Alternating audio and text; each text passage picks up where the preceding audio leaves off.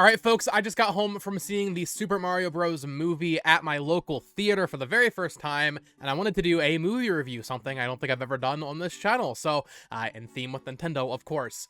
I literally just got home like 5 minutes ago, so it's very fresh on the noggin, and, first gut reaction to this movie. I really liked it. I know I saw some critic scores were like in the 40s and 50s. I don't think there's anywhere near that. I would say this movie's like an 8. I really enjoyed it. But, this is coming from someone who is a huge Nintendo fanboy that runs a Nintendo-themed YouTube channel. I do wonder, if you're just a regular kid that doesn't play Mario or something, or if you are an adult that doesn't like Mario, if I don't know why you're watching the movie at that point. But I do wonder how much, these jokes will land, how much these references will land if you aren't a hardcore Nintendo fan. Because that was the main takeaway for me right off rip. I'm not going to spoil anything, but the opening, 20 minutes of the movie it's freaking slam-packed with references to Nintendo stuff. And it's awesome. It was almost a little distracting because the entire time those scenes were happening, my eyes were just all over the screen looking around, trying to see everything that I can see, piece them all together. I can't wait for people to make the videos of every Easter egg in the Mario movie, frame by frame analysis, because that's going to be awesome. Because, Miyamoto and the team over there at Illumination, they really hammered it in there. This is a Nintendo movie, and for that, I really appreciated it. I'm talking some deep cuts are in there, so really cool stuff there. A couple unexpected things that I won't get into because I don't think they showed any of it pre-release, but this is a pretty standard Mario story. I think it's what you would expect. I won't spoil anything that we didn't see in trailers, obviously, but it's pretty straightforward. Mario gets help from Peach to save Luigi from Bowser. They get Donkey Kong to help. Bada bang, bada boom. It's what you expect. I was a little sad by how little of Luigi and surprisingly Bowser we saw in this movie, because I thought Charlie Day's Luigi was awesome, as well as Jack Black's Bowser. I mean, that's an obvious standout. Peach was awesome, Anya Taylor-Joy, of course, and what surprised me, I've never been one of these people, but what surprised me, though, was that I actually really liked Chris Pratt Mario. Maybe not, really liked, oh, I'm really rooting for Chris Pratt now, but, it didn't bother me at all. I enjoyed it. Even at some points, he does, a decent Mario voice, and I wasn't expecting that based on the trailer, so overall, the entire voice cast was pretty good, pretty surprising. Seth Rogen's Donkey Kong, I actually, I saw people saying he's, the standout of the movie. I don't know if I agree with that. Donkey Kong was good. There's some funny DK jokes and references there, of course, but there were definitely, I think, better characters than Donkey Kong. One of my main criticisms of the movie, though, is that, and this is going back to the whole thing of, I don't know if this would affect normal people. I'm not normal when watching this movie because I'm a freaking Nintendo fanboy. I felt like the movie moved a little too fast, almost. It almost felt like a greatest hits, compilation of just every scene, really quick pace. The movie is about an hour and a half. And it's just nonstop. From the first frame to the last frame, it is nonstop. There's not really a dull moment, to the point where I almost, this is a kid's movie, whatever. It kind of felt like there wasn't that much time for, character introspective and, deeper meanings, almost, which, it's a kid's movie, you don't really expect that, but also Pixar exists, and that's what all their movies are. So, I wasn't really looking for that in this movie, but it did just feel a little, the pace was a little brisk, you know what I'm saying? So, going into this movie, expect a very fast-paced movie. They really don't stand around at all. In fact, this isn't a spoiler because they did show this clip in one of the trailers, although the duration of it may be a spoiler. If you don't want any spoilers at all, I guess click off. In one of the trailers, they showed Yoshi's Island. It was just straight up Yoshi's Island with all the Yoshis running in a forest or in an island. That's 5 frames.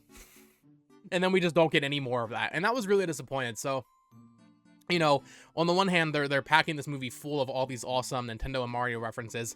On the other hand, I feel like they didn't give time for certain things to develop, which is a little disappointing. And, I hope we get a sequel to this where they can, develop that more, make Yoshi a character, absolutely. Because that kind of stuff I feel like should be there, Something I was expecting, and I'm glad they delivered on, was the score for this movie. The music and the new renditions of classic Mario music is awesome. Literally every time a song played, I was like, oh, it's that song from that game, or oh, it's that tune from that thing. Specifically, there's one very early in the movie that I think a lot of people that grew up in the early 2000s are going to really like as someone's ringtone. Really cool stuff. references and music references on screen, it's awesome. The music is awesome. However, and this isn't an issue for me, but I just gotta address it. There is pop music in this movie, like modern pop music. And I saw a lot of people complaining about it because Take On Me is in it. And I Need a Hero is in it. I don't know. What did you expect? Did you think this movie was going to have no lyrical music? Because, you know, Mario, I guess they could have had the Mario Odyssey song, but that wouldn't really fit with the theme of the movie. I'm not too upset. If anything, I'm a little more annoyed that they chose some of the most overused movie songs of all time. But the fact that they're there, you know, I'm fine with that. Because it's not like that takes away from the Mario music that is in the game, you know? Or in the movie, sorry. That's all still there, and it's there in such a way that is fantastic. Now, one of my other criticisms, though, and this doesn't really apply to me because I'm a fanboy. Anything that happens on screen, I'm going to be very happy and giddy to see because I like Mario. Weird comparison, but it fits. When The Last of Us, I think it was the last episode of The Last of Us HBO show, there was a scene where it's very video gamey and like Joel helps Ellie with a ladder or something. And it's like, it's so very obvious that it was supposed to be a reference to a mechanic in that game. And people gave that show kind of a decent amount of crap for it. This movie, I don't know if it really stands alone, separated from the games. You can definitely watch it and enjoy it without knowledge of the games. But playing the video games, you are going to enjoy this way more, and that's fine. Obviously, you're gonna watch this if you're a Mario fan. It's not like this is some new IP, but it just feels a little weird in that sense. You know, I look at the Sonic movie, and I'm not even really a Sonic fan, but you know, I grew up with Sonic. I've played a lot of the games. I understand Sonic.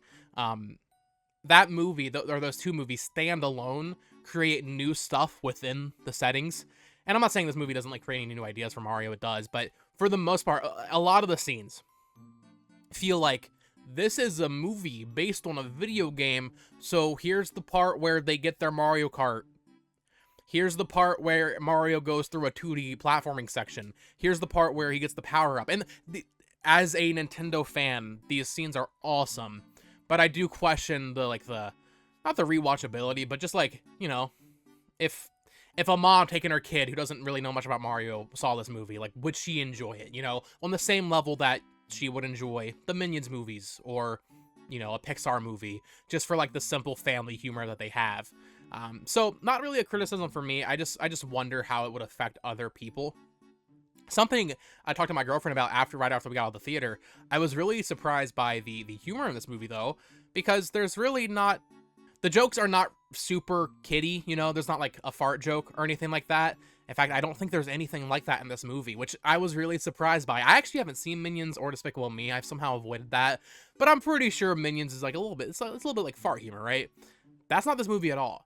Going back to what I was saying, most of the humor is, look at the fact that he threw a banana on the Rainbow Road, you know? That's what this movie's humor is. So once again, I do wonder how that would reflect on people that are less familiar with the games, you know? There is one character that they showed in the trailers, the Luma in the cage. Best character in the movie.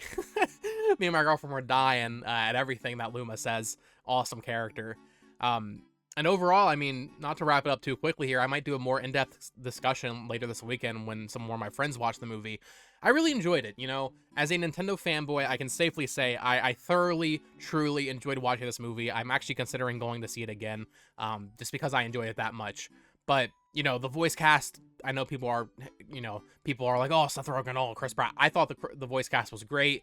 The movie visually is beautiful, showing that version, this iteration of the Mushroom Kingdom. The movie looks fantastic, you know. Illumination, if nothing else, makes good-looking 3D animated films. Overall, a really touching movie for Nintendo fans, and I want to see what people that aren't die-hard Nintendo fans really think of it.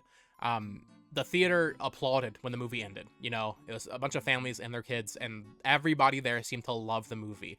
They were all laughing at pretty much every possible thing that could be conceived as a joke, and it seemed like everybody there had a really good time, and me and my girlfriend did too. So I really hope we get a sequel to this movie, more Nintendo stuff. I hope they don't go overboard with it. You know, I could take a Mario movie too, maybe a little Luigi's Mansion spinoff, maybe a Zelda show, maybe a Metroid movie. From there, take a step back, Nintendo. We don't go too crazy, but in small doses, stuff like this can be really fun, and I really enjoyed it. So that is going to do it for this review. Let me know, have you seen the movie? And if so, what are your thoughts on it down in the comments below? And if you haven't seen it yet, come back to this review once you do see it and let me know what you think. This has been Botox Games. Thank you so much for watching. Of course, you can follow me on Twitter at Botox Games. And until next time, folks, bye-bye.